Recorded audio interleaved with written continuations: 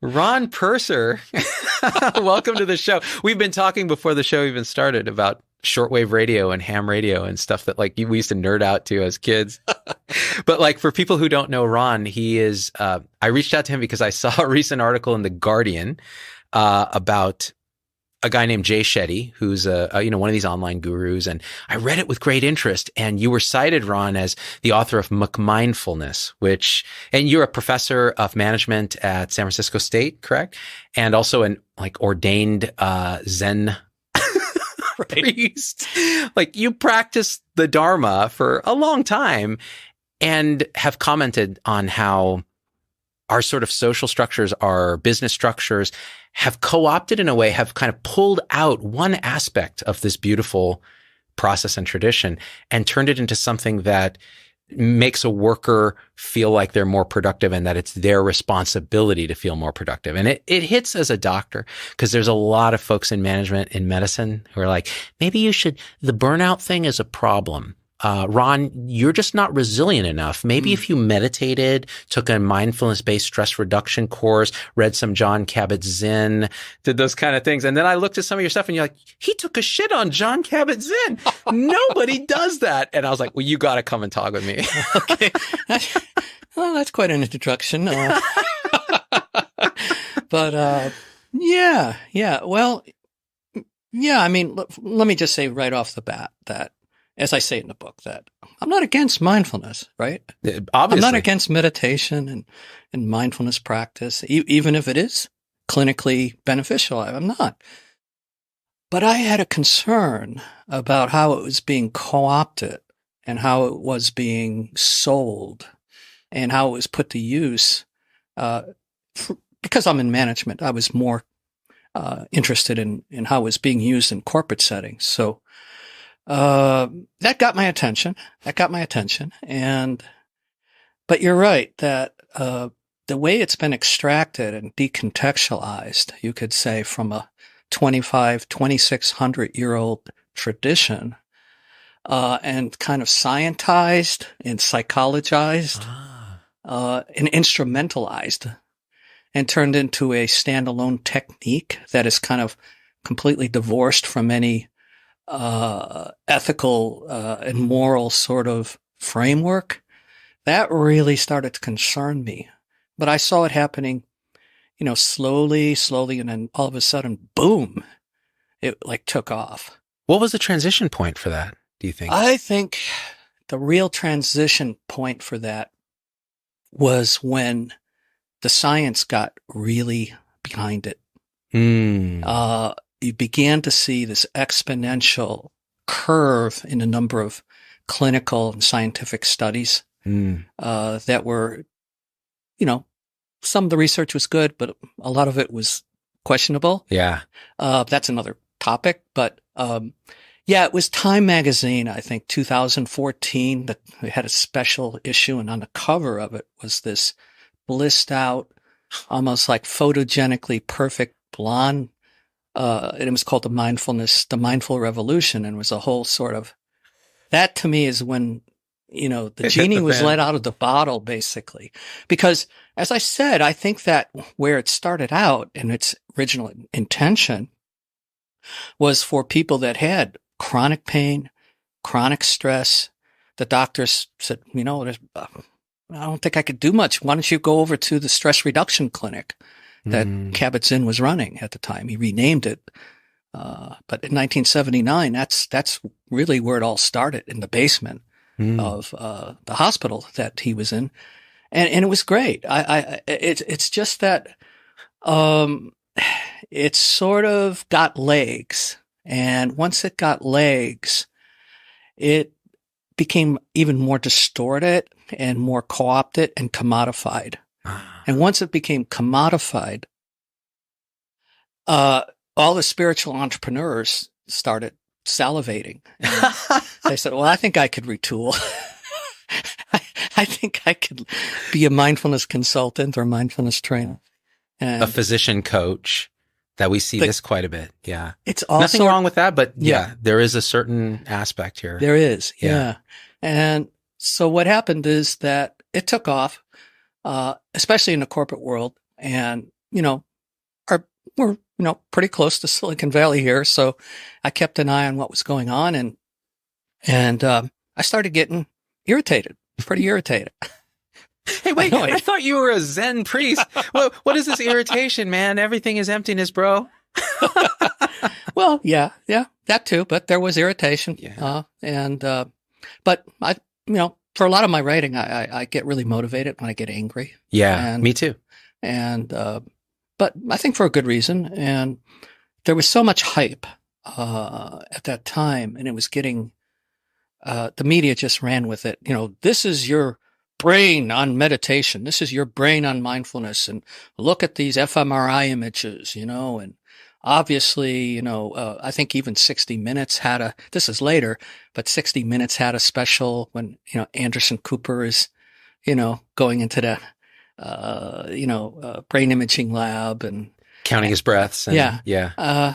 But on the other hand, I was also concerned with how it was beginning to look as if that mindfulness was a stand-in for Buddhism, that mindfulness now was the essence of the Dharma. It was the Dharma is the truth. Yeah. The Dharma is the truth. The essence of the whole Buddhist tradition could be encapsulated into this one technique called mindfulness. And I said, well, all right, it's crossed the line now. I have to start writing about this. And so I did. I started out with just a real modest little article in the Huffington Post in 2013. It was like 1,100 words. It was called Beyond McMindfulness, and it went viral. And so everything kind of changed from there.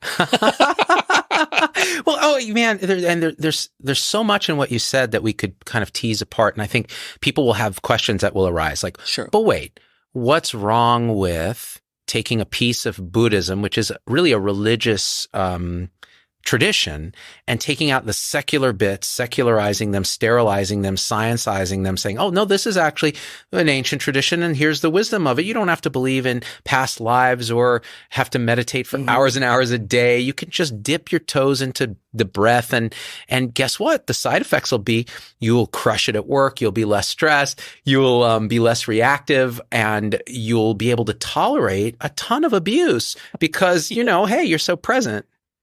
Well, yeah. Well, that's the clinical benefit argument that mindfulness is a very beneficial technique for stress reduction. It is a beneficial technique for lowering, one's anxiety and being able to adapt and being able to cope in very stressful environments. So yeah, let's concede that it is beneficial. It's a palliative. But when you go so far to say that this technique is the essence of a 2,500, 2,600-year-old tradition, well, there's something wrong with that claim. And that is kind of overstating and discounting, you could say. It's a form of epistemic violence in a way. Because you're basically saying, okay, we Westerners here, we're rational, we're scientific. We don't want all that Asian mumbo jumbo, all that quaint, superstitious, they're just cultural accretions, We don't have to even worry about anything like that because we know what's right. We have science. And so, we're going to extract this tool and apply it for particular purposes. Now, here's where the genie got out of the bottle. Is you began to see mindfulness as a standalone tool being deployed in the U.S. military, for before soldiers went to Afghanistan at the time, before they went to Iraq. You began to see it used in inner city public schools. These were kids that are, really struggling because of the disadvantaged conditions that they're living in, very, struggling with, the neighborhood that they're, very violence in the home, and they're coming to school. Intergenerational trauma, all of it. Intergenerational trauma. And you have white saviors coming into these schools, teaching them this technique. Now, you just need to calm down. Yeah. Right? Focus on your breath. Focus on your breath. Calm down. Stop acting out. Find your center. Right. And so, instead of educating people, I mean, that was a kind of a teaching moment, a possible teaching moment in these schools where they could have said, hey, let's see why you're angry. Let's use mindfulness, but also use this as kind of a process for understanding the social context and understanding the economic and political oppression, the structural forces of oppression. But they didn't do that. Instead, it was just like standardized testing. No, you're going to be an obedient, conforming student in this very toxic environment. The same with corporations. Oh, absolutely. The same with corporations. And healthcare and all of it. Okay, you're stressed out. You're working 60, 70 hours a week. You have a bad boss, threat of layoff, declining wages, higher inflation, poor retirement savings. Yeah. I mean, Starbucks is a great example too. I mean, the baristas, their hours were cut, so they lost their health care. Yeah. And so they banded together a while back and kind of wrote a petition to management saying, hey, we need our benefits back. We're understaffed and we're stressed. We can't handle it. And they said, oh, we can take care of that. They gifted them a Headspace meditation. Headspace is a meditation app. A meditation app. A lucrative one, I imagine. Oh yeah. Yeah. Well, and I just want to say this, substitute the word barista for the word nurse, and you have the same exact thing that's happening in healthcare. Oh, we're understaffed. Our benefits have been cut. We're working more hours, this and this and this. Oh, here's, a mindfulness class or a Headspace app or a subscription to 10% happier, whatever it is. Right. And it's a pacifier or almost an opiate. For the masses, in a sense, let us continue to be incredibly unethical, immoral, and broken in the way we treat you as a worker or as part of this team, purported team. And in return, we'll give you this ability to tolerate it. It's almost like we'll shoot you up full of this drug that will allow you to take the pain. Yeah. And we do that. We've done that with soldiers, right? With drugs. Oh, yeah. Yeah. So in a sense, because people will say, well, what's wrong with that? No, this is what's wrong with it. Is it part of what's wrong with it? It perpetuates this. Yes. It perpetuates the brokenness. So I did a video in 2019 called It's Not Burnout, It's Moral Injury.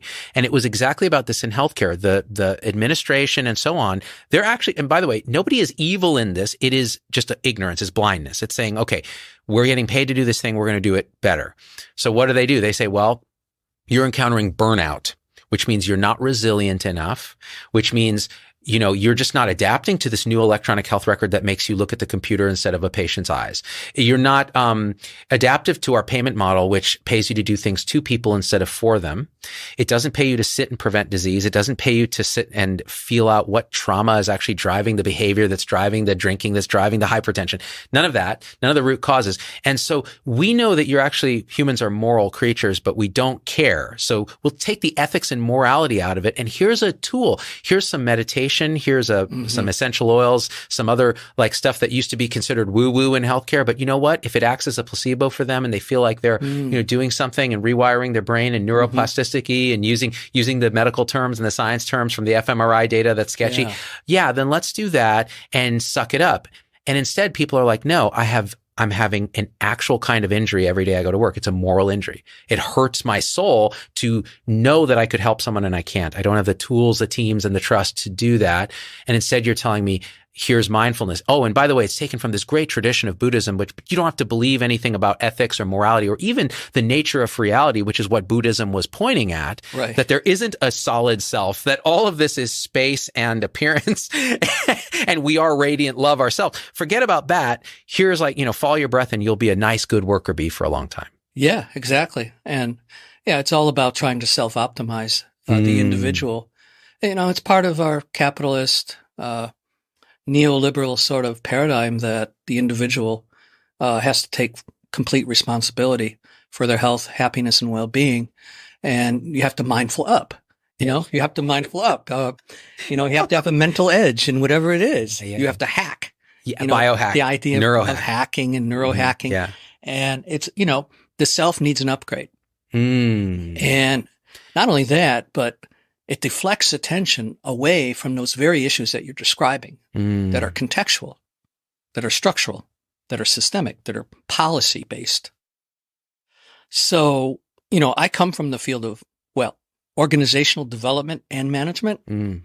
And I had very high ideals that we can actually humanize organizations, whether they be hospitals or corporations. And the way we entered an organization was, who's the client? Is the client just management? Or is the client also the employees and management? So we tried to take a really broad perspective on who we were serving. Very idealistic. But the diagnosis was systemic in nature. In other words, let's look at the structures, right? The context, like you said. Let's look. Yeah, that's right. Let's look at, the organizational structure. Let's look at the policies of management. Are people given enough autonomy to make decisions, right? Are they really having a say in the policy development of the company? How much democracy? At that time, we were really kind of quite radical. We were trying to democratize organizations so that power was shared, that workers had a real say. But that really never took root because it was challenging the basic tenets of capitalist ownership and management's prerogatives. And so it turned into like employee participation, team building. It made people feel as if they were participating, make them feel as they were part of a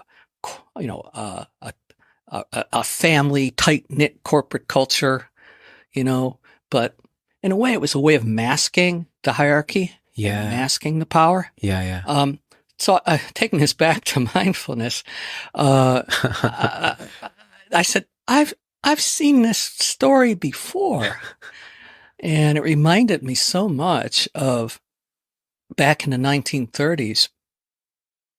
We were ramping up industrialization, mass production, especially if you were like mass producing a particular part. Efficiency was everything. And so you had Frederick Taylor, the father of what was called scientific management, where we kind of fractionate work and dumb it down so one person is doing one job, to maximum efficiency. But people were totally alienated. They were like rebelling, and unions were starting to creep up, and people were saying, because it sucked. Yeah. No, we're not. No. And so there was another movement that came in and said, yeah, people want to feel like they're part of a group. They want to feel like they belong. They want to feel like they're heard.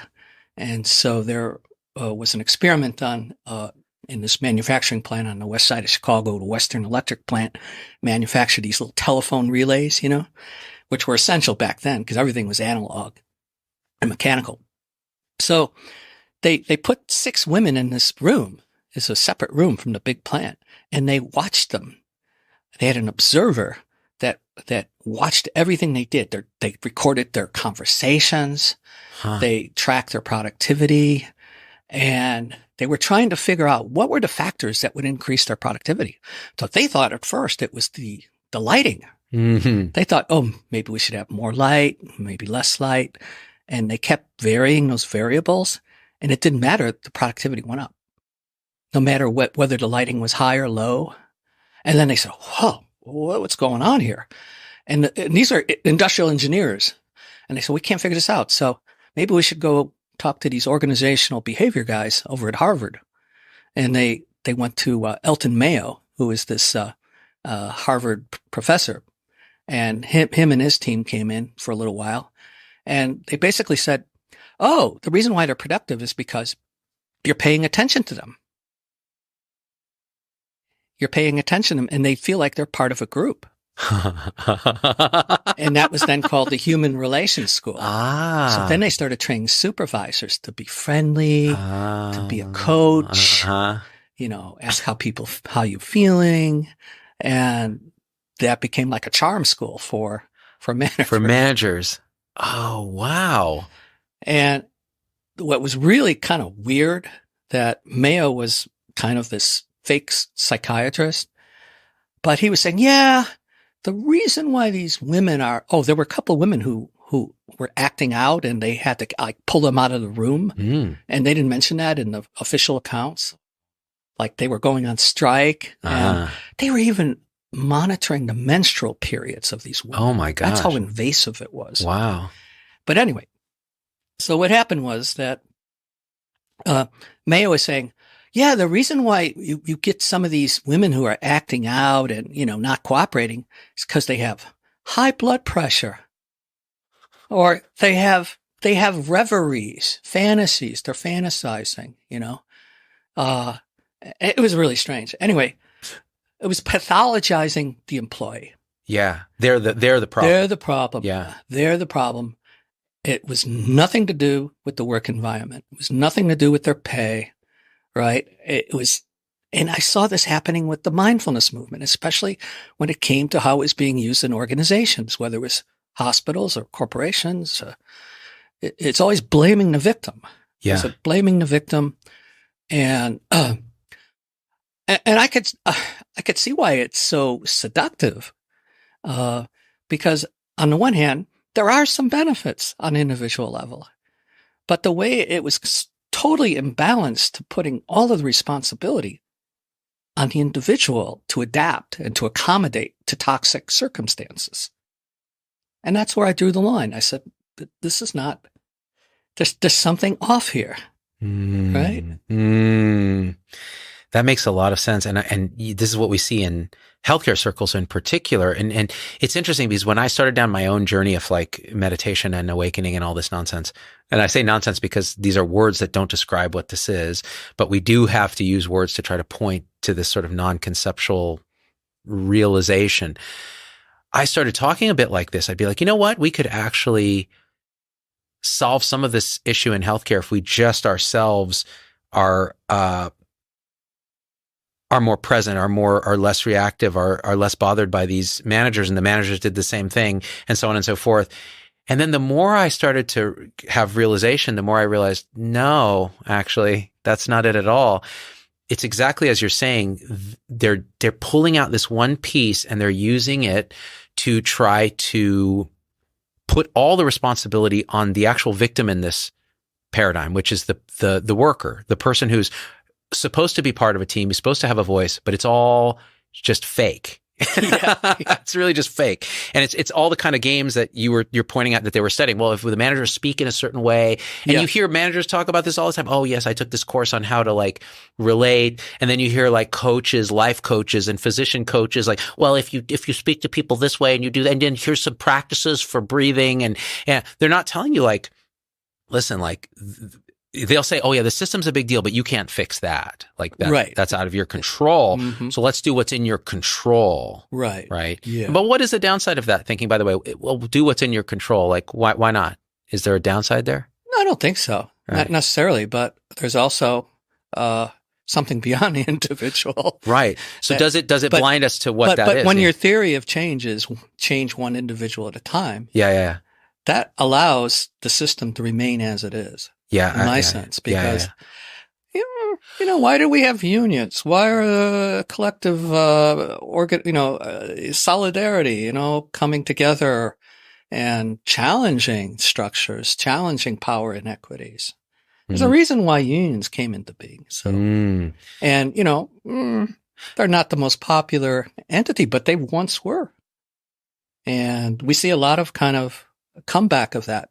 Got Amazon, successful unions. Now we see the UAW, Volkswagen in Tennessee, won that union drive. Starbucks has been at it. We're seeing it happen in healthcare in the beginning phase. Yeah. But, so there's a tension between this sort of, and this is something too that's decontextualized from the Buddhist or the Hindu Vedantic or even the Christian mystic teachings, the Gospel of Thomas or something like that, where, Jesus was basically pointing to the non-dual nature of reality. It is this one, not two. It's not two. So when we talk about, there's an individual bias in the United States, obviously the country was founded on that. That's fine. That can be accommodated in a bigger knowing that it is all just this one, not two-ness. Yeah. But that's what's partially stripped out. The second thing I think that becomes problematic from a Dharma standpoint, a truth standpoint, is what you said, which is upgrade yourself, self-improvement, self-actualization. Okay. So what is this self that we're teaching workers and doctors and people through these gurus online? What is this self that we're massaging? And the truth is, the deepest two teachings of all these traditions is there is none. It's a religion. I mean, it's a illusion, and it is a appearance. It's a movement. It's not something real. So what you're massaging and what you're trying to reify, make real and have survive in this separate world of separate objects and separate people and hierarchy doesn't exist.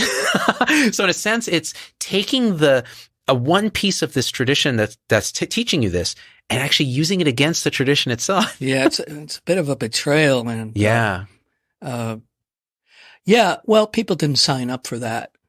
When people sign up for mindfulness, they're not signing up for that. That's true. You're right, actually. But this is also what bothered me, is that I talk about it in terms of what's called code switching. Mm.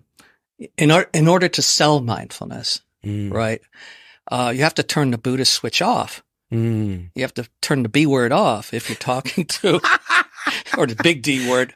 You have to turn it off if you're talking to a public school, if you're writing a grant to the federal government, right? Even even if you're trying to bring it into a corporate world or hospital environment, you'd want to make sure that Buddhist switch is off. Right. However, if you're at a conference and you're talking to like-minded peers, you're at Wisdom 2.0 or somewhere, in that conference in San Francisco, bunch of spiritual folks. Yeah. You turn that switch on. Yeah. Because now it's a cultural cachet. It's the exotic Oriental monk. It's the Dharma, capital D. Yeah, it gives you that marketing. This comes from the ancient East, and the wisdom, is now encapsulated, in this app. All of the Buddhist tradition. I used to be a former monk and I invented this app. So obviously you're getting the full transmission of the non-dual wisdom traditions through this 3-minute. Updated weekly as through the App Store on iTunes. Yeah. Right. Yeah. Yeah. And so it's disingenuous because they want to have it both ways. Right. And here's a question though. How many people who are doing this, who are selling this, who are pushing this actually have an ongoing realization minute to minute of the illusory nature of self and the oneness of all reality? And you would wonder that, because it's very hard. This is a thing that probably worth just mentioning.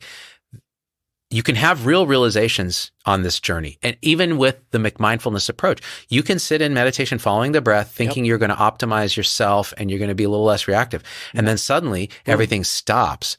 And you see the impermanent, selfless, and insubstantial nature of reality in this moment. And it's beyond the descriptions. Everything I just said is nonsense. But then you come back and you don't even know what to do with it because you have no context. You have no tradition. What happened? You have no group. Yeah. What happened? Yeah. You're on your own. And no, this is absolutely right. And, it's a concern, I think, of some clinicians. Yeah. You can get committed for having a full-blown awakening. Absolutely. Derealization, depersonalization. That's right.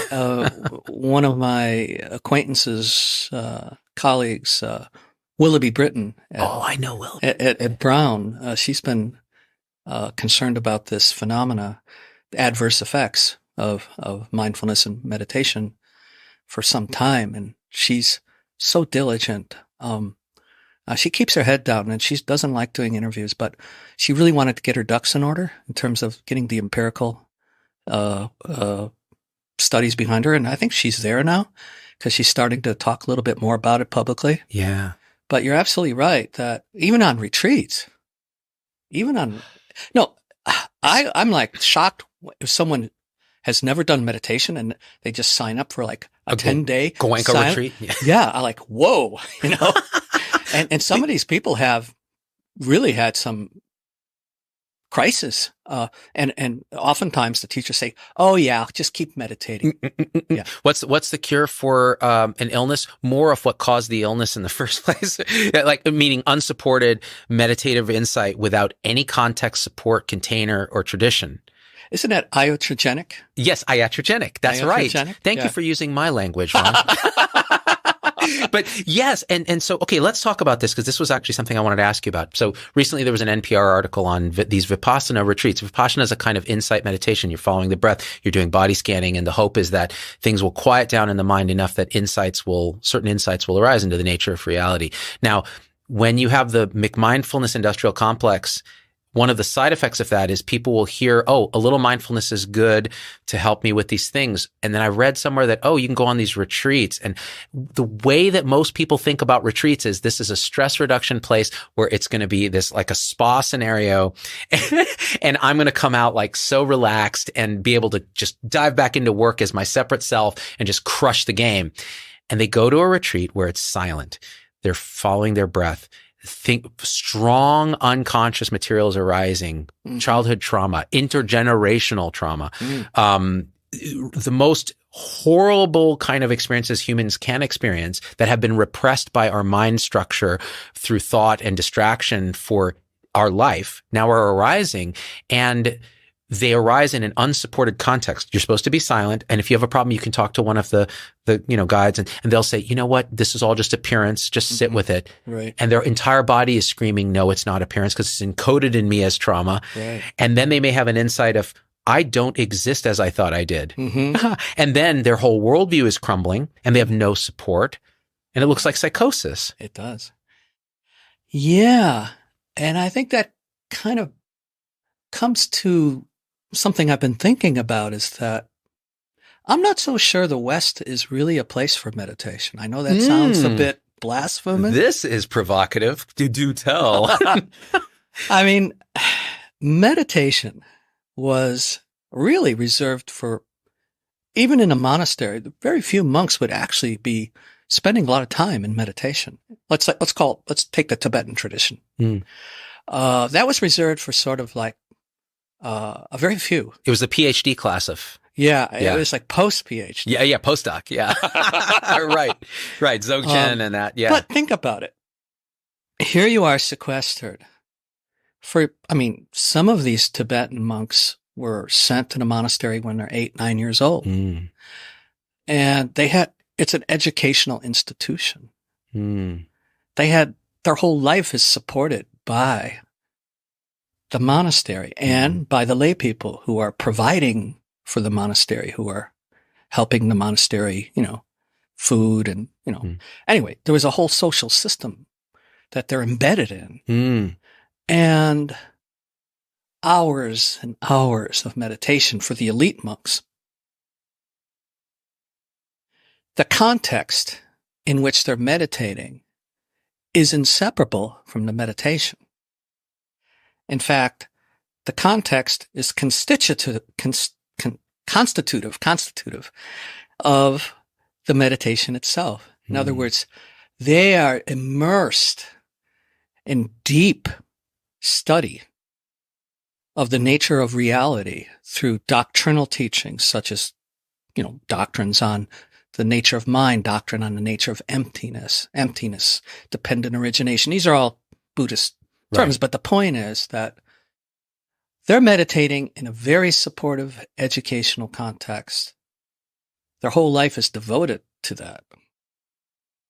And here we are in the West, where meditation has only been, actively around for maybe 100 years. I wouldn't even say that much. I would say, not even that long, yeah. The 60s, with Alan Watts coming on the scene, and Zen was very popular. And Suzuki and yeah. Yeah. But we don't have that big of a monastic tradition in the West. Right. At one time, in the West, the Christian monasteries were quite established, and we had Christian mystics. That's another story. But I think the point I'm saying is that we're in a Western culture where the sensibilities are sort of at odds with meditation. Mm-hmm. We have a very highly accelerated culture in terms of time. We're rushing, we're speeding up. We have to work. Our lives are, preoccupied with family and raising children, getting a career. It's not the ideal conditions for, I think, meditation. And, even if we have a practice, let's say, even if you're really a good meditator and you could practice 2 hours a day, which is a lot for the average person. It's a lot, yeah. I don't even think that is really conducive to a path a path of awakening, as we would, put that in quotes. I think there are other ways that as Westerners that we might be more attuned to or more suitable for, that don't necessarily require long periods of isolation. We're already isolated. We're so isolated as Americans, and in a loneliness epidemic. I mean, a lot of these Vipassana, I interviewed someone who did her sociological dissertation on Vipassana meditators. And, their spouses, their family, like, why are you going off this 10-day? We never see you. You're at work, and now you're going off on a 10-day retreat. Yeah. But there's all kinds of issues like this about integration. Yeah. You're trying to integrate things that don't integrate. It's very difficult. It's difficult. But okay, so let me ask you this, because I've been a victim of this. Like, I've gone on retreat and come back to a wife that's very upset with me. But then there can be these shifts of insight where you realize you do have a group of people that support you. You may have found them on YouTube. You may have found them on Facebook. Yeah. And they're having the similar insights, similar shifts called awakening. And then they're doing this emotion work and the shadow stuff. And then they're reading the Buddhist texts. And then they're finding a group and they're talking about dependent origination, or they're taking a different tradition and unpacking it, or they're working on koans, in the Zen tradition, or they're reading the Heart Sutra and they're feeling into it. And their retreats are, in a sense, even some of the semi-silent ones are group sanghas. They're group of people coming together.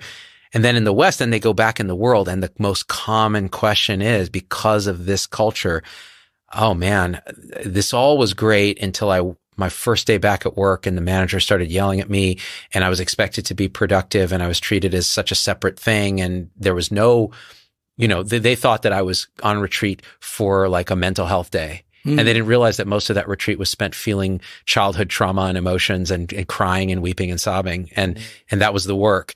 And I'm exhausted. My body, mind is exhausted. I'm like, and so it can be very fragmented. But at the same time, I don't know, to play devil's advocate, is there a way, not through the McMindfulness route, but through some other route, that we could incorporate this? Because I think more and more people seem to be having these shifts, partially motivated or partially instigated by the catalyst of YouTube, where, as before, like you said, you had to go to the top of the mountain, find the Dzogchen master, and he'd tell you to fuck off because you hadn't done 10 years of Vipassana already as a monk. And now it's like people are seeing like somebody like Angelo DeLullo pointing and they're having, all of a sudden they're like, oh my God, I had this big shift and now I don't have necessarily a container. Then they find it somewhere. But curious what your thoughts are. Oh, yeah. Well, yeah, I think we're in a secular age. We're in a completely different environment where, at one time we had religious institutions that provided that community, and offered solace.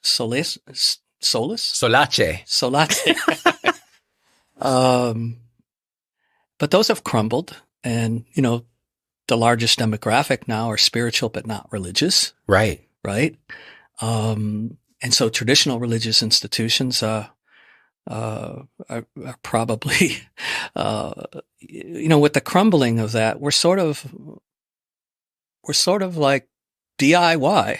We're sort of a DIY kind of, and we have so much now, as you say, with the internet, that so much information, so many possibilities of different teachings from different traditions, That's good. And I think it is having an effect on sparking people's interest that, yeah, we may be in a secular age, but we're still feeling something is missing. We're still yearning. No, religion, I think religio means to bind together.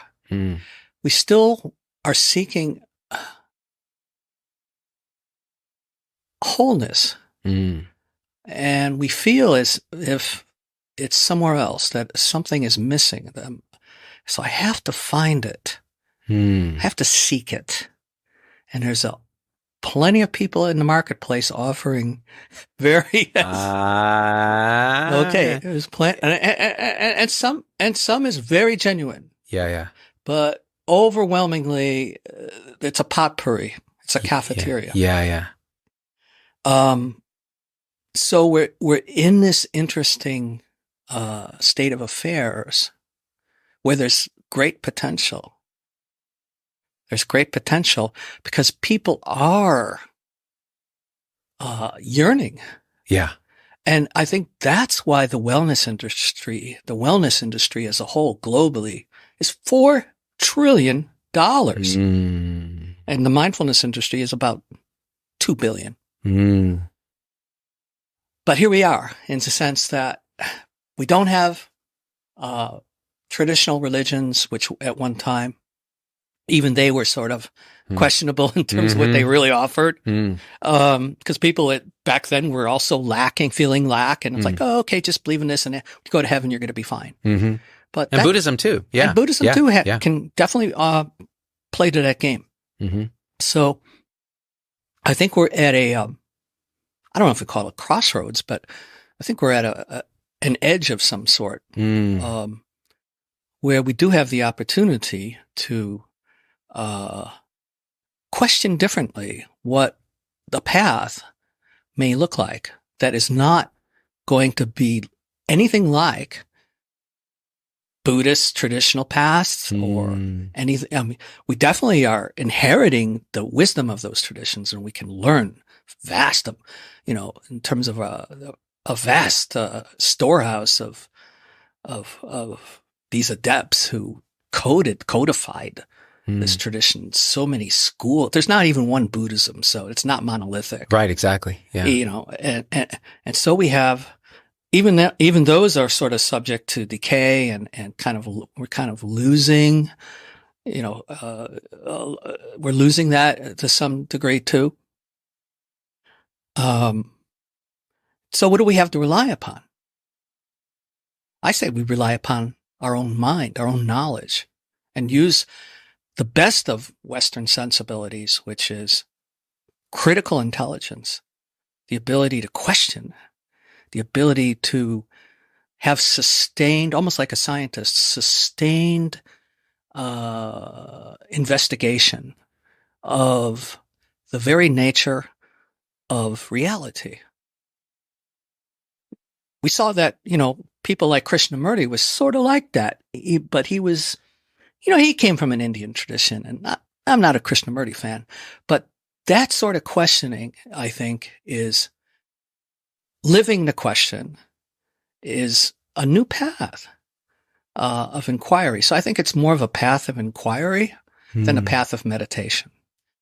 However, I think that meditation is a loaded word. We have images. Oh, it's sitting on a cushion. It's. I think we kind of have to loosen up our notions, our preconceptions of, what is meditation.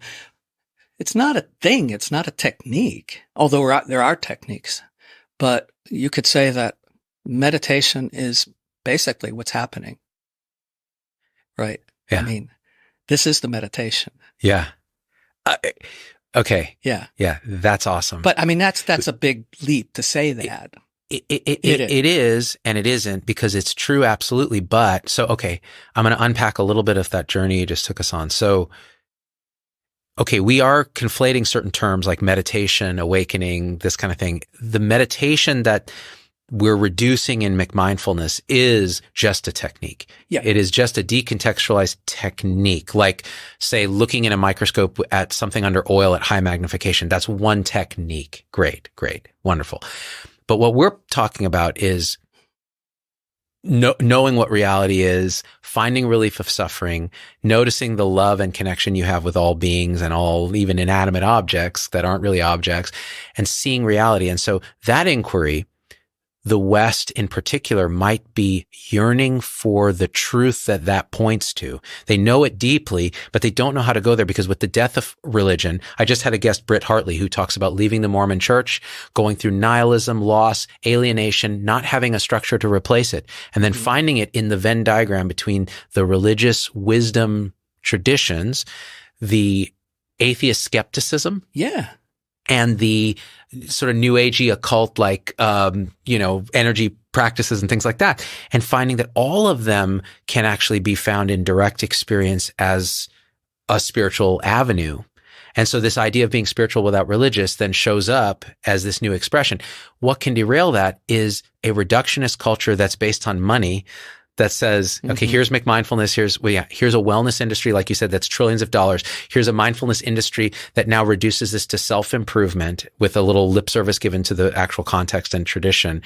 And it's hucked and sold by people that often you can feel in 5 minutes, if you're sensitive, and go, this is someone who is not a selfless individual, but has a spiritualized ego. So they've had some insight, but now the ego's come back and owned it as a power. Yeah. Ego inflation And spiritual ego. And so you see it in gurus that fall off the rails, that are sleeping with their students, that are forming cults, and so on and so forth. This is very common. So now in the West, we have this opportunity. Like you said, we're on this knife's edge. People are having these insights, and what they might need is a consortium of a skeptical, science-based, very Western approach to investigate them. Yeah. And I love what you said. It's inquiry. It's looking. Yeah.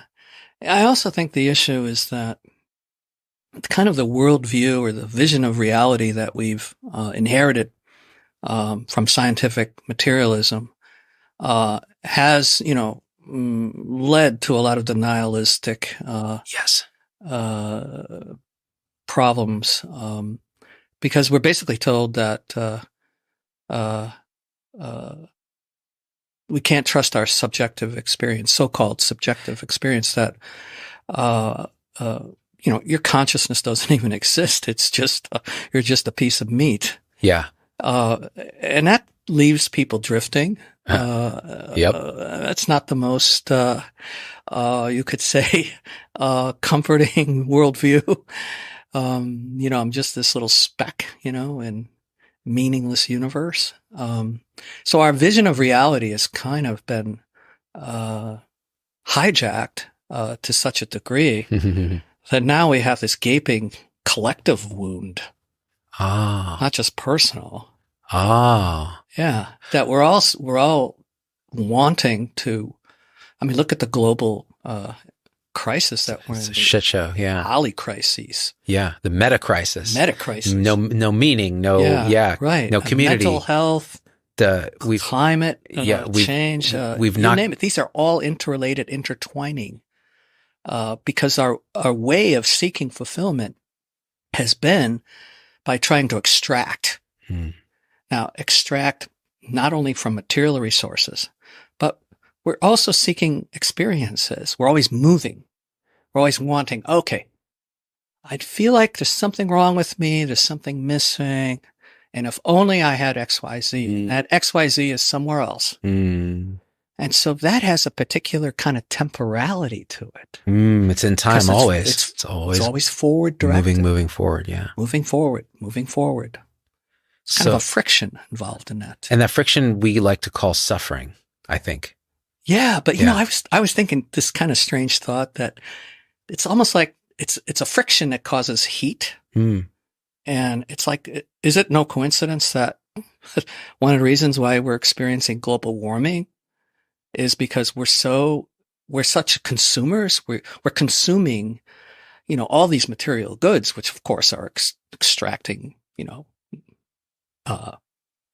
from the earth, all the minerals and oil and petroleum, whatever it needs to make products. But I think that friction is also not just physical. Yeah. And people, so I know I'm going off no. directions. This is where I like to be. Yeah. So this idea, because it comes back to this collective wound that you talked about, there is and I'm increasingly convinced of this through direct experience, because now what you said initially, which is in the Western Enlightenment view that we are stuff that emerges this consciousness. Consciousness is a byproduct of stuff. It's almost an accident. An epiphenomenon. An epiphenomenon of this dead matter. Okay, great. Well, the dead matter, if that's the case, is experiencing this moment. Right. How do you account for that? How do you account for that? You can't. Not by any science we currently have. The second thing is there's a collective experience that sums up that we don't have necessarily always direct access to, but it shows up. So the feeling like when my father passed, I could feel him. Like it was absolutely clear. When there's a big disaster in the world, often that night I don't sleep and something's wrong and I feel energetically off. The next day I read in the news that, 2,000 people died in a landslide or something. Now, I'm probably just making stories up, but maybe not. And I tell you, on retreat, it seems like you can access other people's tension and emotions quite directly. So here we are trying to pretend we're separate. We're trying to create a society that runs on extracting and separation. And of course, it's going to generate this byproduct of heat and suffering and misery. And so then we go searching, and we search using the model that broke us. There you go. So we're searching using the same acquisition model for mindfulness. So we go, okay, now this is a tool for optimizing productivity and preventing burnout, which is a failure of your system, a failure of your dead matter to just adapt to something that's inevitable. The electronic health record, which has forced you to now look at a computer instead of a patient, for example, just one example, or a payment model that makes you do things to people instead of for people. And all of it is so inequitable. You see when you walk by a homeless person, you feel it energetically. Doesn't matter what your politics are. You may say that person was responsible for how they got there and it's not my problem and they need to get a job. Fine. You're still going to energetically feel something and you're going to tell a story about it. Right. And that energetic connection is what you can explore in this moment. The meaning and purpose is here. As Britt and I were talking about this, the one I was telling you about, it's all here in this moment, this experience. And that's why, so this is stuff folks may not know about you. Like you're serious about the Dharma, about the truth of this. You've studied and practiced it for 40 years in the context of these different traditions. You've turned me on to a couple of really amazing works, by Tartang Tuku. It's amazing because he uses it and he's pointing in at the same thing that a lot of traditions are pointing out, but he's doing it in a very unique way. He's saying, everything can be seen as kind of space and time as a change. So they're all different. And I'm not doing this justice. So I'm going to stop. No, but good. I feel it directly in this moment as a timeless moment that shows up as time, that feels like love, that is empty of substance and therefore has no weight of oppression to it. It's just a freedom, and life is showing up as this. And that's what we lose when we reduce things to a technique and we tell people you're still separate, you're still broken, so fix it with this technique. Yeah. Instead of going, this is what the technique's pointing at. Like, put it back in context. Yeah, I think that was part of my unexpressed motivation. I could feel it through the writing. I felt like, wow, there's so much yearning. Yeah. There's so much need for the medicine. Mm. The medicine of the Dharma, the medicine of healing. Mm. There's so much more that could be offered and available. And yeah, okay, it could be a gateway, but it could also be a shut door. The McMindfulness. Yeah. Yeah. Because, it could show you this, but it could also take someone who might have uncovered the depths of infinity in front of them and reduced it to a fucking McMansion in the suburbs somewhere that you're trying to get. Yeah. Yeah. Yeah. Yeah. Well, you said it beautifully.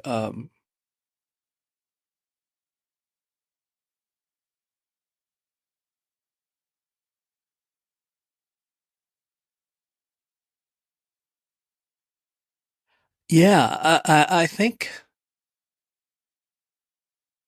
speaking in terms of Western sensibilities,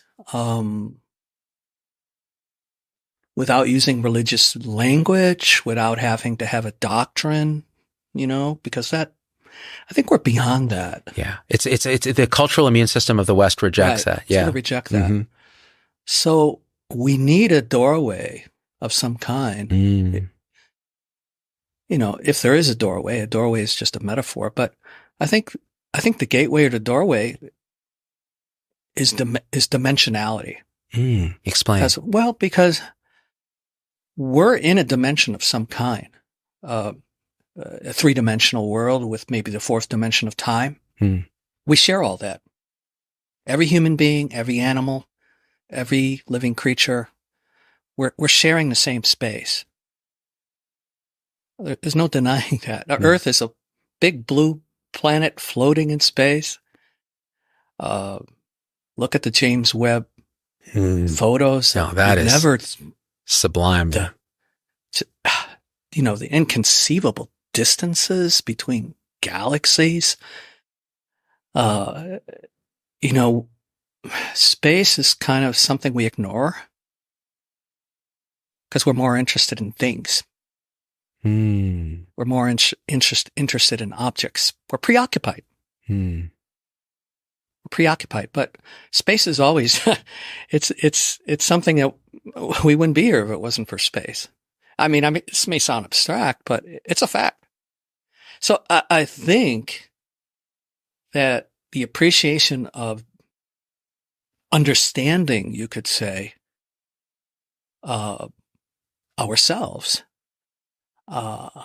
we really don't have an understanding of mind in the West. We have a lot of kind of facsimiles of what we think mind is. Computer processing facsimile analogies. Like yeah. But in terms of, because we've been told, first of all, we don't even have a mind by Western materialists. Right. It's all causes and conditions in the brain. Yeah. It's all brain. Yeah. So I think by starting with the basic, the central kind of facets of human experience, space, we're in space, we're embodied. There appears to be distance between us, but space is also connecting us. Right? It's also sort of allowing our presence to be presented. Space is accommodating all things. The infinity of appearance space is quite an accommodating non-thing, right? It's open. It has a complete sort of impartial, allowing quality to it. And so by becoming more appreciative or investigating that maybe ordinary space is not all there is to space. It's not just an empty container for objects. Those objects also have space. There's space permeating those. We all know that from the quantum pictures of reality. Mostly space. Mostly space. The whole universe is mostly space. And an atom is mostly space. Yeah. Yeah. Yeah. But our preference, our education, our ability to survive as biological species, we had to focus on objects. We have to be able to distinguish and make distinctions, and language helps us to do that. Otherwise, how would we survive? How would we know a poisonous plant from an edible plant? But that evolutionary capacity for knowing, when that becomes the dominant way of knowing and there's no other alternative, what happens is space feels very crowded because we have an infinity of things that we can know. Infinity of objects or concepts or memories and images, and our whole, we have mental spaces. Our mental spaces become very jammed up and compressed and contracted, and we feel anxious. We feel, pressure. My headspace, just don't have the headspace today, and we even use metaphors all the time, spatial metaphors. Bandwidth. Why is it that we want to go to a tall mountaintop? Why is it that we want to go to an open field where we see, I feel so much better. I'm in nature now. Oh, there's some sort of like instinctual, recognition that this is therapeutic. So this entryway is it's here. We have space, and now we have to talk about how things move and how we move, and how do we account for activity. The space is kind of serene. It's sort of open, but there's a lot of activity going on. Time. And this is not time. This is not time in the way that the mind puts time together.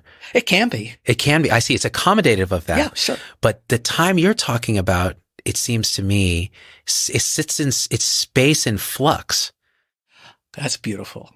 Like it's space showing up as you in front of me now in change, constant change, like instance. And that feels like that is time. Space is accommodating our presence simultaneously, but at the same time, we're each particularized in a particular unique way, because space is kind of a potent open field of possibility in terms of the vibratory quality of space can present an infinity of forms, form and emptiness. Emptiness is form. So it's the beauty of appearance that space is not a static container. It's not a dead void space. It's active, but it's completely unified. It's not, there's no extension though. See, there's no real distance, but we can accommodate distance because we have to survive. So distance is a useful concept. Right. It's an overlay on top of this infinite. Yeah. Even our bodies are in space. Our minds are in space. So space is kind of prior to any sort of particular form. So the formation of appearance is time, you could say, but not coming from past time necessarily. So what you're doing now, and I feel it like I'm here with you, this is using language and conceptual symbols to point past language and conceptual symbols to what's here now. Language is not the enemy. Yeah, that's right. Language can be very, very obstructive, but we have to say something. Yeah. We have, I mean, why do we have the capacity to speak? Why do we have the capacity to create? We have, speech is kind of a form of creativity. It's absolutely. I don't know what I'm going to say. It's coming from nowhere. Right. Yeah. We didn't even talk about what we were going to talk about on this. No. And here we are now. Yeah. In time and space. Talking about space in a way that people don't typically point, and time in a way that people don't point. Time is, it's a bit of it's a little more slippery and harder to kind of grok in a way.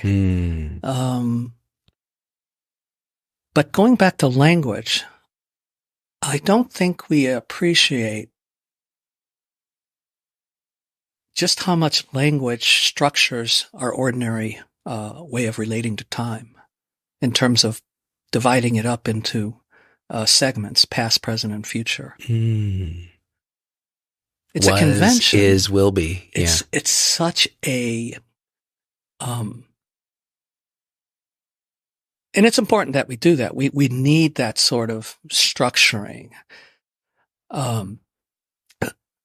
But this form of time is a bit problematic, when it comes to, fulfillment.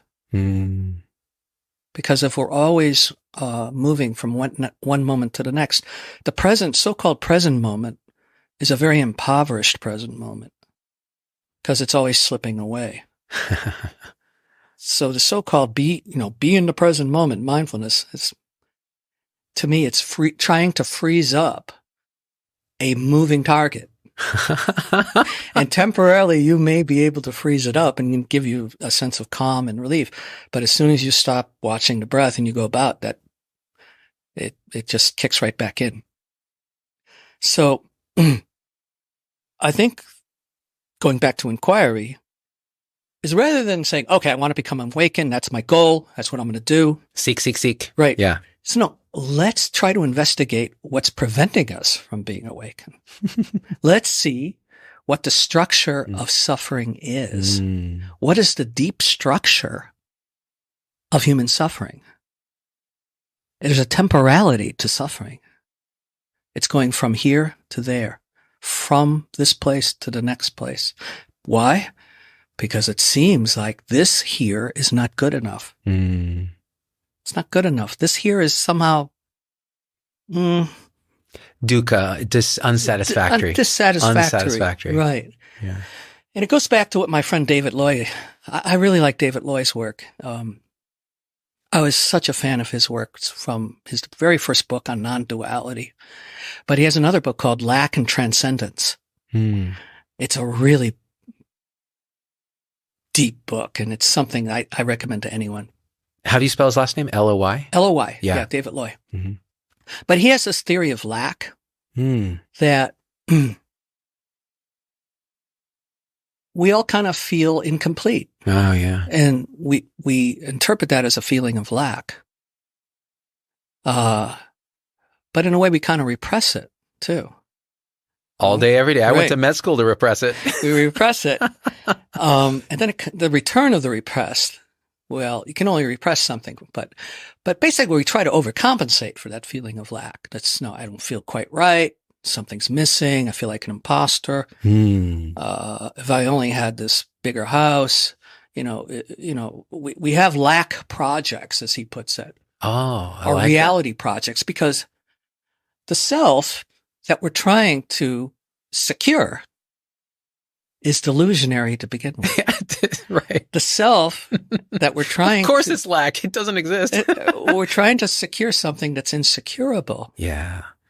And that creates a lot of existential angst, which, can be very unconscious. Most of us, Ernest Becker, who is a famous psychiatrist, said, I think he was a neo-Freudian. He said, we all kind of repress the fear of death. But Loy says, I think there's even a deeper form. We repress that. Deep down, we feel like we're actually not real. Ah, that's right. There's a black hole at the core of this. There's a black hole at the core. And so we need to make sure that we feel real. So we're seeking opportunities, experiences that we think will fill up a sense of lack. Yeah. But it never you can't succeeds. Satisfy a black hole.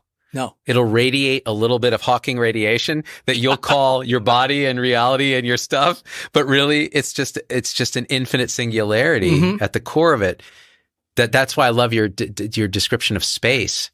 That singularity that we're afraid of, that we're terrified of on the most ancestral, primal, deepest human level. It's almost like all of human consciousness has rippled out into this pattern of avoidance of this core of radiant no thing is not the no thing that you fear. It's everything and no thing. Yeah. We interpret the groundlessness as kind of an annihilation. Right. That deep fear, a primal fear. And so, try a frontal attack on this, what we think is the self is often not the best strategy.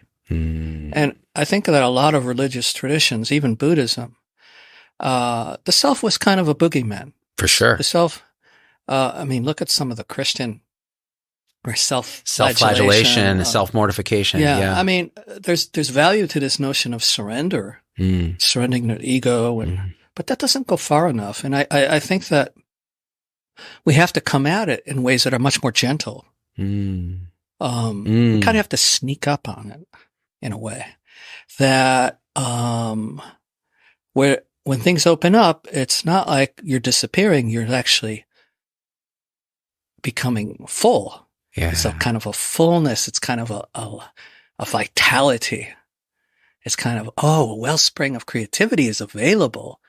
Oh, this clarity is not something that's just a one-off thing in certain moments of time. That clarity is shining all the time. And so it's kind of it's a gradual process in a way. It really is kind of unpeeling the layers of the non-existent onion, you could say. And like you said, we have to use language to point to it provisionally. We have to use language in a way as a skillful means to show or expose our presuppositions. And the more we can kind of unpeel away or dissolve or question all the presuppositions that are constructing, you could say, our sense of duality, our sense of being finite beings in a skin-encapsulated ego body, all of those sort of partitioning, all that sort of boundary making, that all can open up in a way that's gentle, but at the same time allowing all partitions to be as they are without being obstructive. And so in a way, we're not retreating from reality or appearance. We're engaging it even more fully and creatively. You see, appearance is space, time, and knowledge.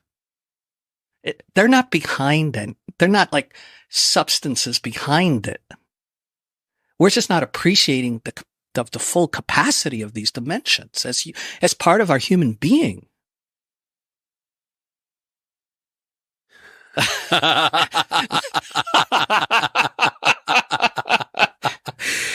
And that's what you will never find someone selling at a corporate wellness retreat. No.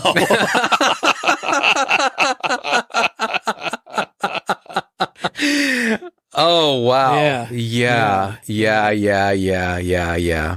Beautiful pointing. Wow. Time, space, and knowledge.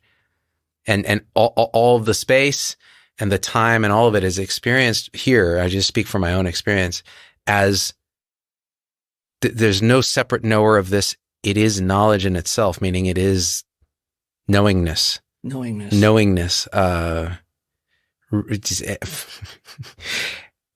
I love what you pointed out earlier, how you investigate what the nature of human suffering is, which is this feeling that there are so many objects cramped in a space that's finite, and we're just, And when you start to see that, no, you can actually open up every single object into its infinite spaciousness, and that space itself is awake.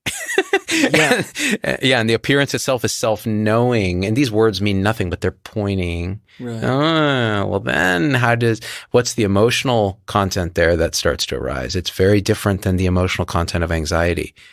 Or it's actually the same, energetic, but the tone is different. It's no longer worried about future. It's no longer in time. It's now just Well, it's almost as if so-called negative emotions, right, the labels we put on various mental objects, emotional experiences, they could be accommodated in a more spacious way. So it's almost as if we're identifying more with the nature of space than we are with the nature of what's arising as a particular object. But that object is not negated at all. It's not suppressed or repressed or pushed away.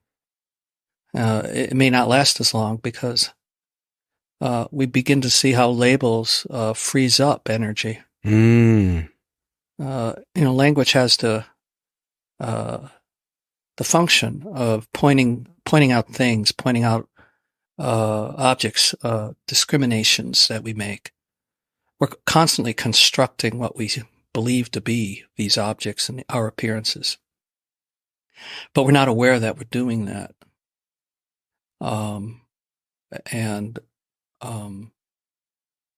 So the problem is, how do we look using, like, I think you mentioned this earlier. We don't want to drag the same sort of hardware or software with us that is based on the very kind of dualistic way of knowing. Mm-hmm. So how do we look in a way, because the looker is part of this, you could say, this readout. The confirmation of the whole thing, yeah. Yeah, it's part of the readout. Everything is given together, you could say, simultaneously in this kind of focal setting. We're all operating from like focal settings, like the aperture on a camera. Now, when that focal setting is very narrow, then we're kind of in this kind of pinpointing way of pointing things out constantly. Mm. That's this, and that's this, and that's this, and this is this, and this is this, and then we're feeding that back into our mind stream. So our mind is preoccupied by the mental constituents. We could say the flow of experience is cramped. We're preoccupied. We're distracted. We're pulled, to and fro. But that's because we're completely identified with the contents of our stories. We're completely identified with our thoughts, with the content. The thoughts are like carriers.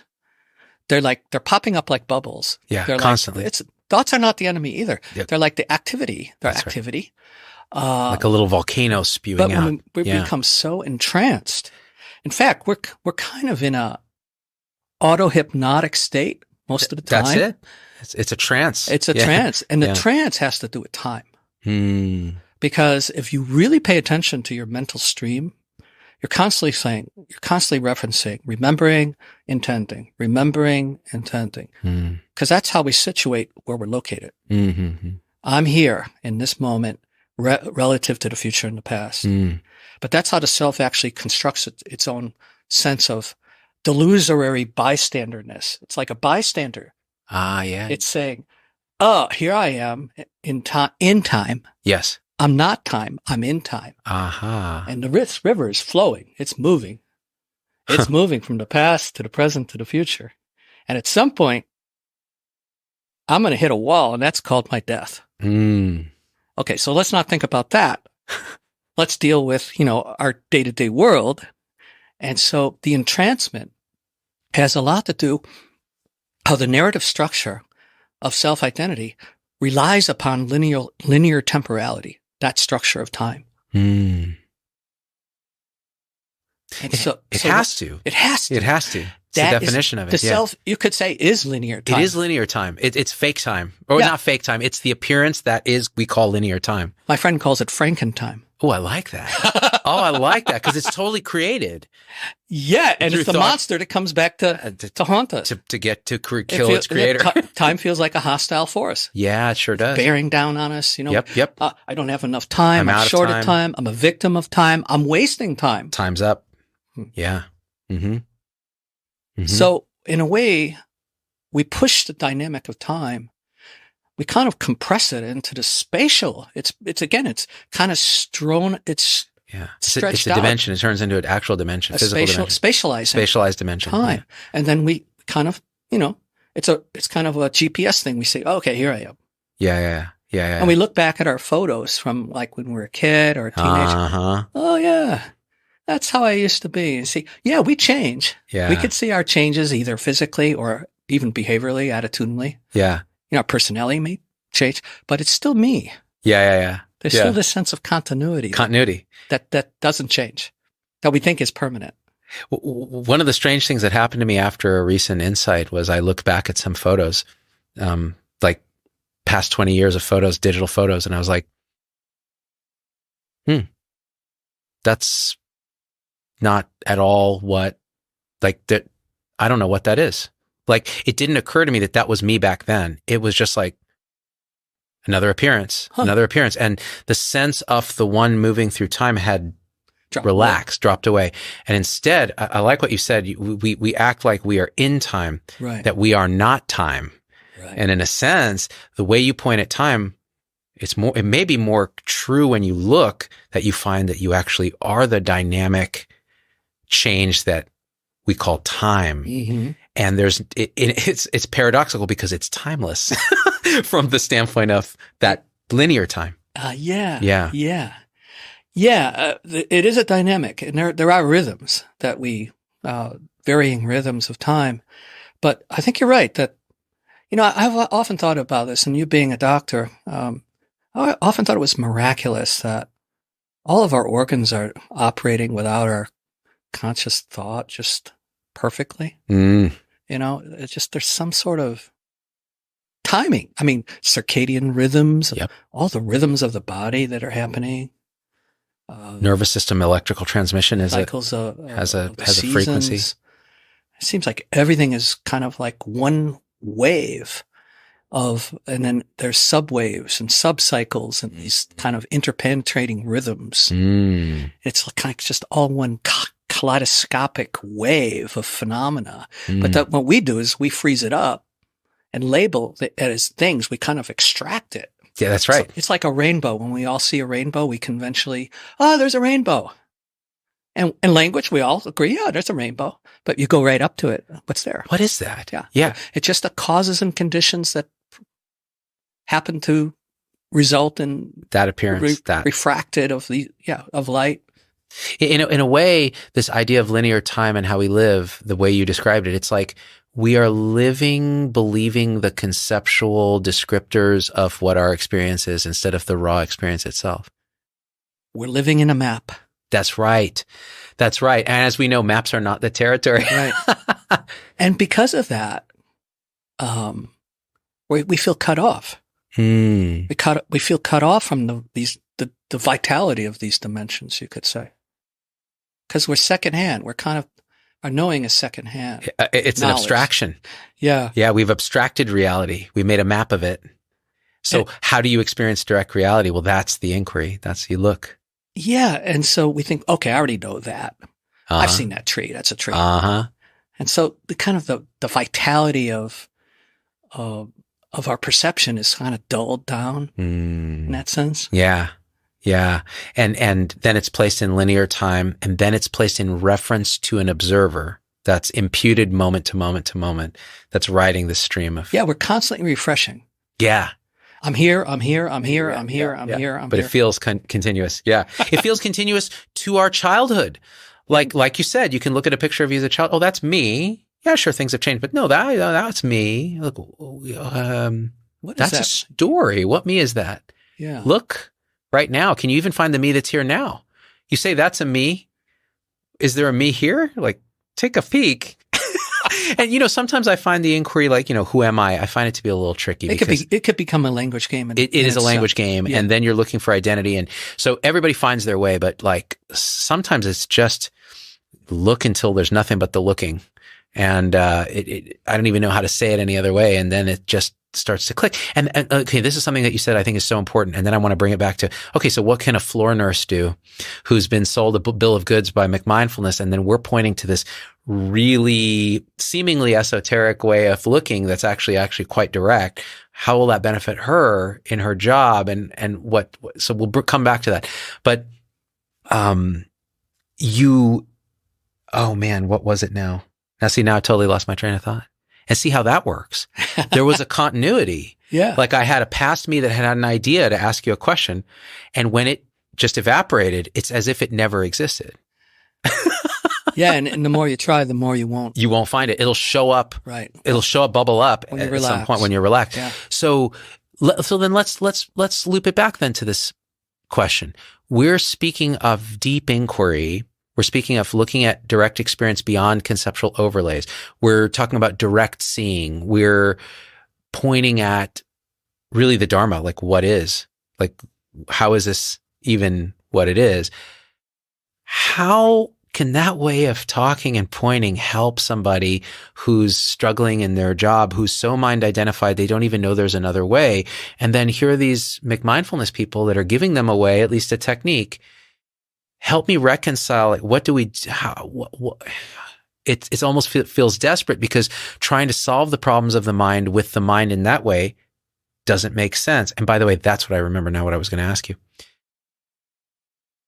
Your clear pointing here is nothing is rejected. Even the delusion, even the appearance of self, even language, it's all part of this miraculous isness. So when we go to war with those things, who's going to war with them? The same sense of separation, the same imputed ego. So it's a game you can't win in that way. So in the end, it's a radical acceptance. I like that term. Yeah.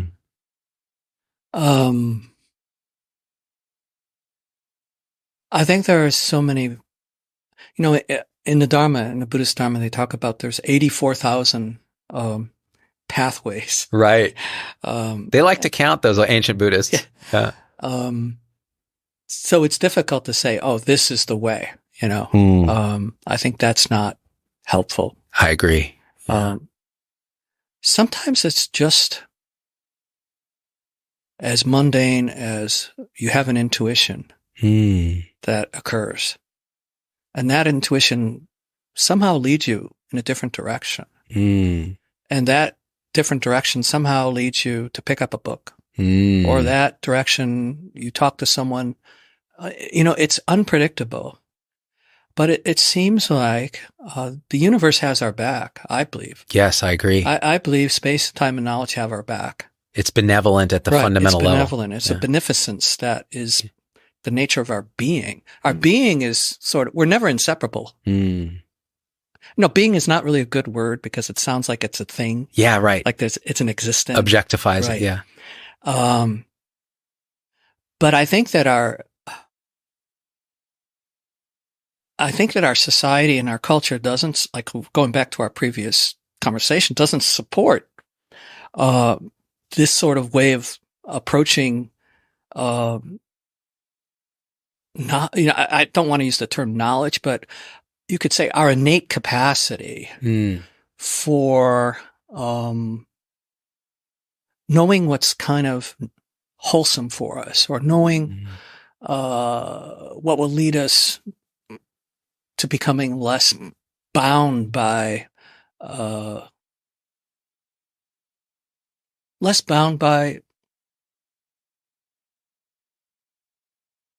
unhelpful habits, less bound by toxic situations. But again, intuition, I think we were talking before we got together about Ian McGilchrist. Yeah.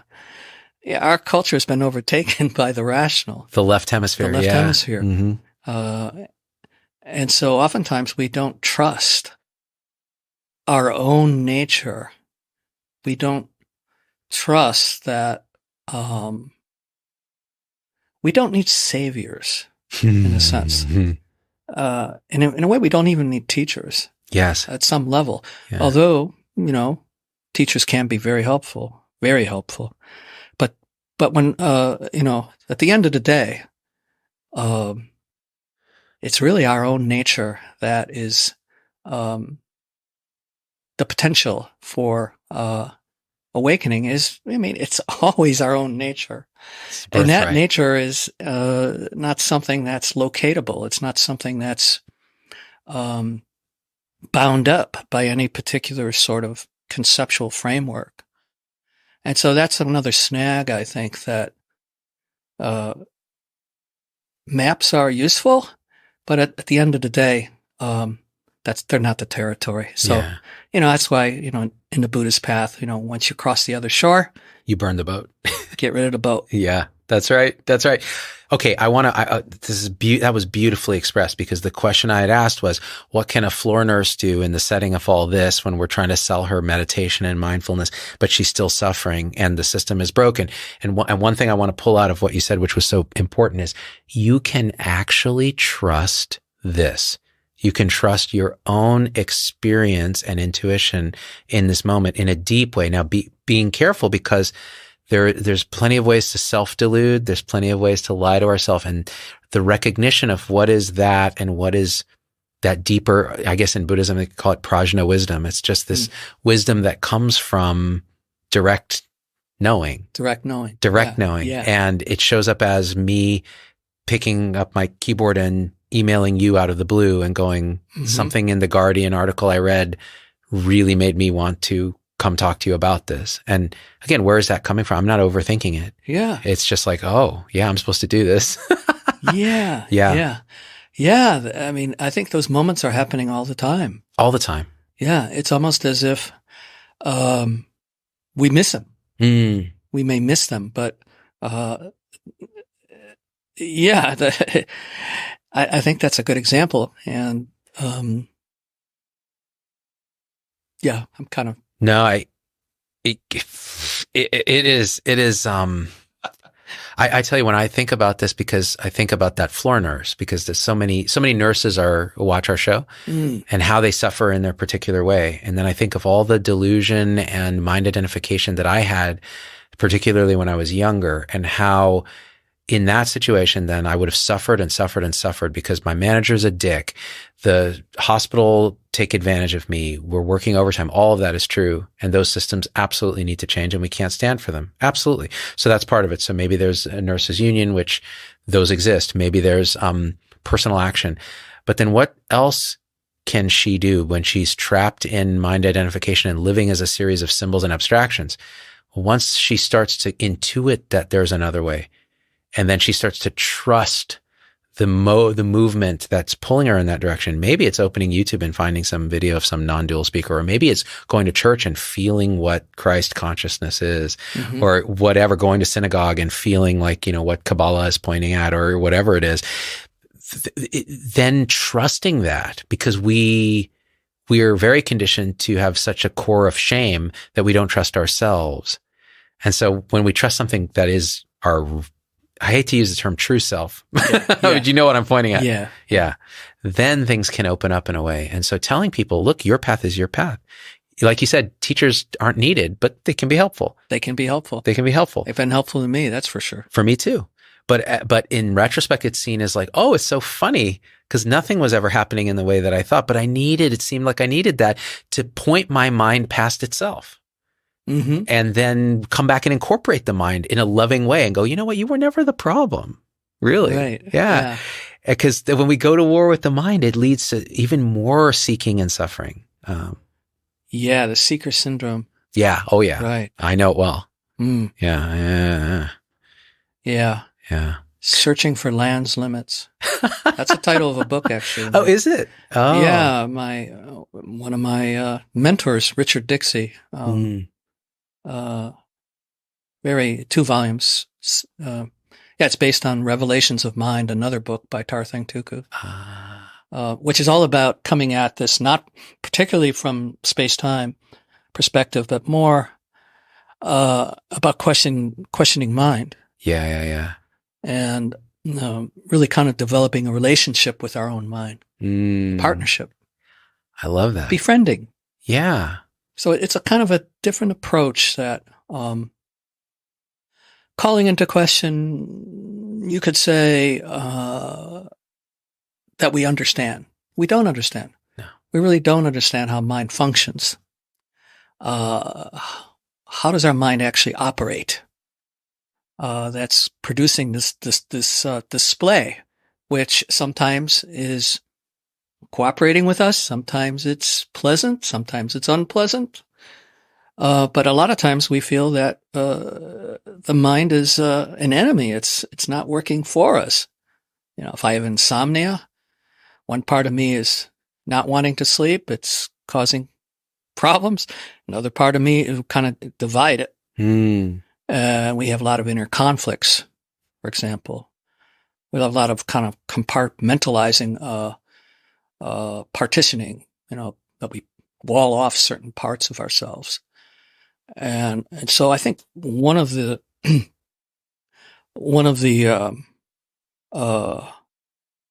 I don't know, I'm going to call it byproducts, but I think one of the benefits is that we really want to become integrated. In other words, it's kind of a full accommodation of our humanness that integrates what we may have disowned at one time. Because we've labeled it and we've frozen it. We've kind of, because of kind of a repression but all of these are simply energies, which it's almost like alchemy. We think that these may be scary and, overwhelming, but we can, learn how to develop a partnership with our mind in such a way, that the normal operators, which are based on I, me, and mine, these are like the gateways of samsara. Yeah. That Tarthang Tuku talks about. These are the gateways. Gatekeepers. Gatekeepers. Yeah, exactly. The gatekeepers. That's right. Of the regime of mind. The regime of mind. Yeah. Right. Yeah. It's a beautiful analogy. Yeah. Yeah. It's almost like there's this clandestine, petty governing officials. Yes. Right. Little bureaucrats. Little bureaucrat. The I, the me, the mine, and the mind. And we have like an inner manager. Oh, yeah. Right? Oh, yeah. Yeah, inner manager. Oh, you didn't do that right. You didn't do that right. And he runs in the background even when I interview sometimes. Right. He's like looking and he's going, okay, do I have enough card for this? Is the audio looking good? And he's like, okay, maybe this. And now I see him. I'm like, oh, hi there.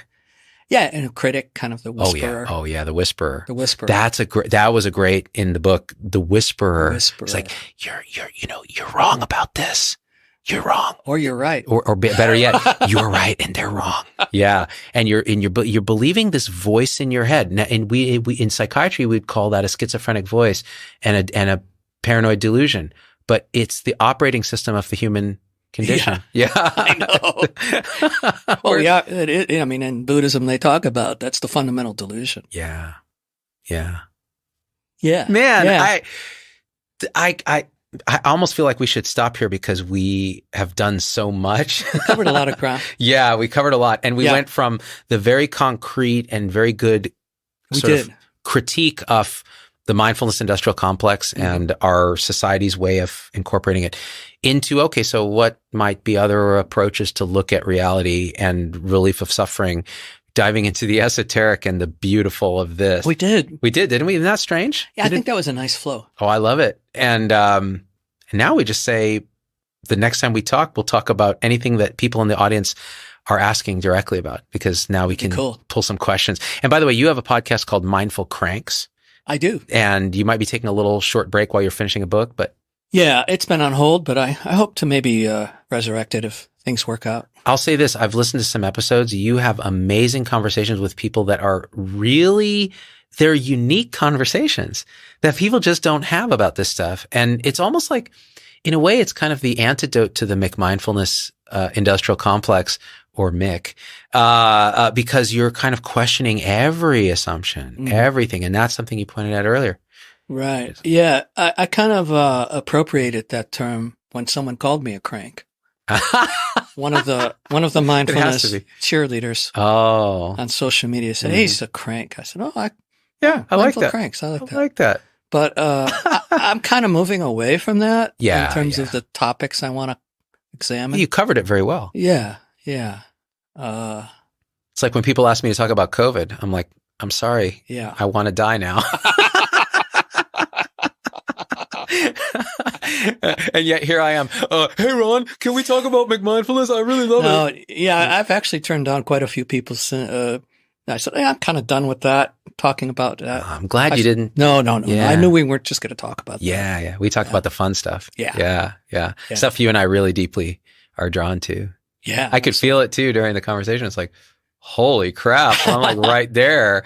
And I'm sure there's going to be people listening now that feel it. And there'll be people, honestly, I was thinking, a thought arose, right? The whisperer arose and said, this is esoteric enough that people who were with us for the beginning, they're going to tune out right now. Really? And you know what? That's perfect. Part of it. Okay. Because we are pointing in a very direct way that I think many people are defended against. It's that same abstract distancing from the core of the core at us, which is this indescribability that we're so conditioned to avoid looking there that it leads to some existential fear sometimes. So some people, when you point directly like that, can get a sense of, and this is just from personal experience. Oh, yeah. I've made people very uncomfortable at dinner parties. where I'm just like, okay. And I've learned now, okay, I kind of parse it. But the beautiful thing is, that's the great thing about, this platform is people can take what they want. And man, the people who are on that ride for that pointing, they're in for something beautiful. Yeah. Ron, thank you so much. I'm so grateful. Thank you so much for having me, because I have a lot of gratitude for what you're doing. Likewise, man.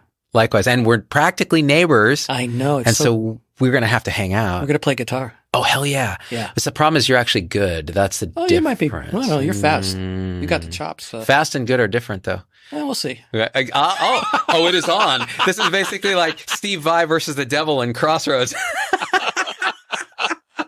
I love it. So we'll put links to all your stuff in the show notes. Guys, if you appreciate this kind of work about, the Dharma capital D that we're trying to do, leave a review, subscribe. If you're on YouTube, subscribe and turn your notifications on. If you're elsewhere and everywhere, hit like or dislike and leave a comment, even if it's a negative one, because we want to hear from you. And honestly, between you and me, Ron, it juices the algorithm. And that means everyone can learn from this wonderful gentleman. All right. All right. Thanks, brother. Thank you. Peace out.